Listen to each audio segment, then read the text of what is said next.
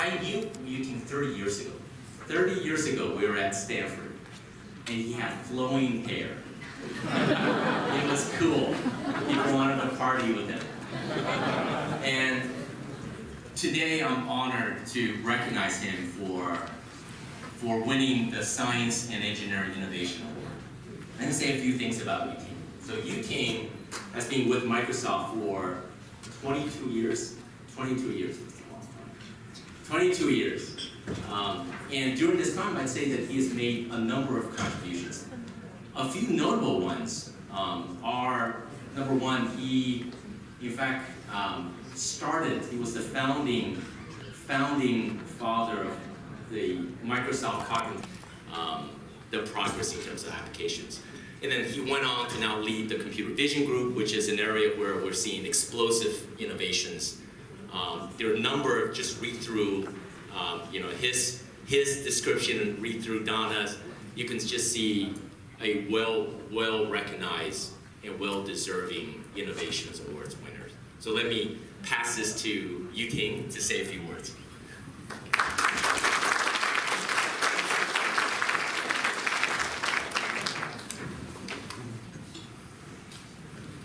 Thanks, David. I was actually really nervous. I wasn't sure what David actually was going to talk about me, since he knew too much of my secret back 30 years ago. Unfortunately, it looks like he didn't know too much of that. First of all, again, thanks for your kind introduction, David. And good evening. I'm very honored to be here today with all of you. I'm very humbled to receive this award. It means a lot to me, and thank you.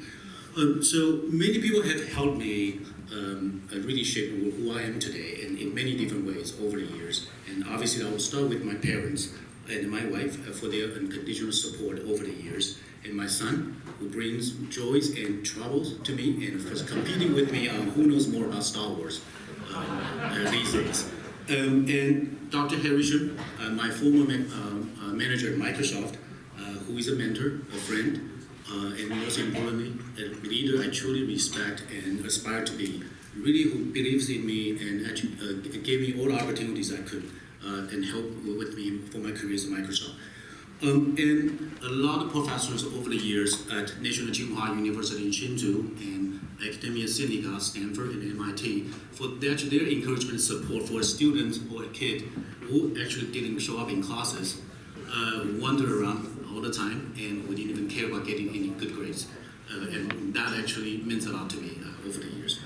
I do want to say that this award really, to me, is really for the team in Microsoft who actually created Azure Cognitive Services altogether since 2015.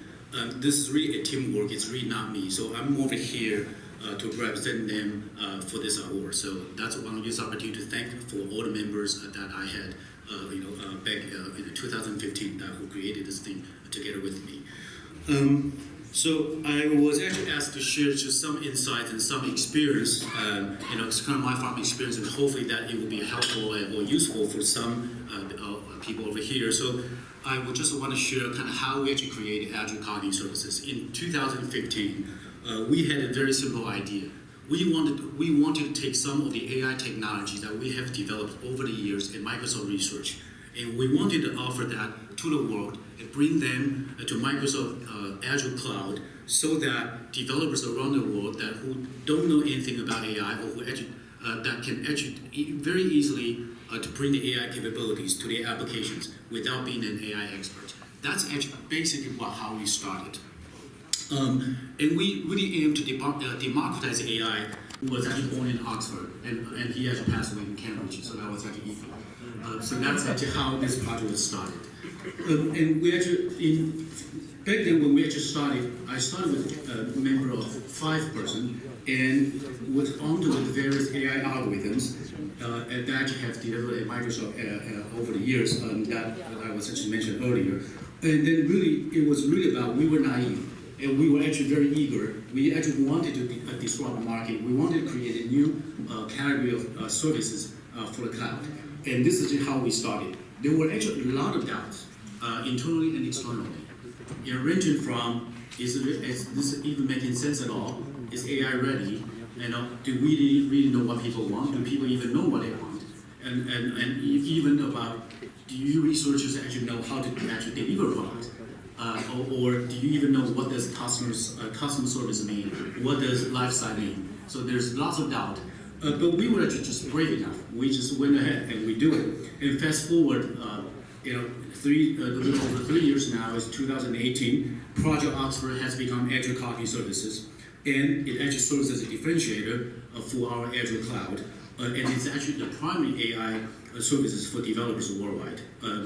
That's from Microsoft. We actually have grown the service from the initial 4 services in the very beginning, 3 years ago, to 23 services with over 1 million developers worldwide who have used or tried our services. Today, we also have many more researchers and engineers and PMs continue to work on to contribute to develop new and as well as improving existing services for developers in business today. So this is actually a lot of things have happened since we started.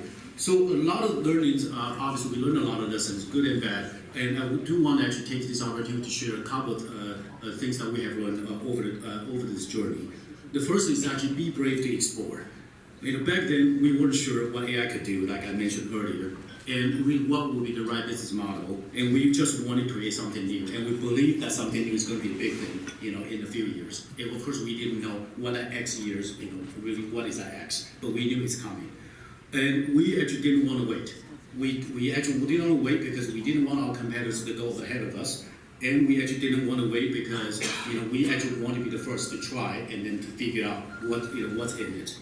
What we didn't know is that with a new type of technology, we must make it really easy to understand and try it out without large cost. And so that's actually sort of kind of our design principle of the services. Really, it's just more about be brave to explore. A lot of times, particularly for those of us who study engineering and science, we tend to think we are smart. We tend to be very analytical. We try to figure out all the options, try to actually evaluate all the pros and cons of each options, and we end up not knowing what decision to make because there's no perfect options, and then we just got stuck there. So there's actually one thing about just be brave and be to start things. The second thing we really learned is more be open to fail and iterate fast. So that's actually something that we continue to make ongoing improvement. And then we actually learn what works and what doesn't. And for the things we don't work and that doesn't work, we actually are brave to say we should kill it. And we will actually fail fast and we'll start something new again.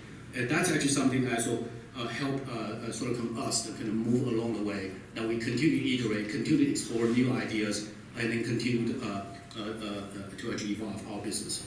And so that's actually kind of the second thing I would like to share today. And then finally is really your focus determines your reality. And I think some of you, if you're a Star Wars fan, you will probably remember this actually famous quote of one of my favorite Jedi master, Qui-Gon Jinn, in Star Wars. And before we got green light to start working on the project, and until the time we shipped the project, really it was only 90 days. It was insane. I still remember that when Dr. Harry Shen told me that Satya actually greenlighted the project, we should go and do it. I said, okay, that's great. And I think I can ship this thing in a year. And then he looked at me and he said, too late. I told him that we're going to ship in a Build conference, which is a developer conference from Microsoft every year. And then he said, no, well, we promised we're going to ship this in Build conference, which is actually May 2015. And at that time, I remember that was late January at that time. So we really had actually 90 days to ship the services. And so the team was actually totally focused. It was insane, but we actually stayed very focused, and then we were very determined, and we actually made it. And we knew that it's either we were going to make it, or at least we want to make sure that we actually died from trying very hard. and we stayed focused, and we did it, and obviously. So that's actually sort of kind of, I just want to use this opportunity to share some of the lessons we have learned, and I hope that some of you find that useful. And then again, I'm very happy to be here and very honored and very humble for this award today, and thank you very much.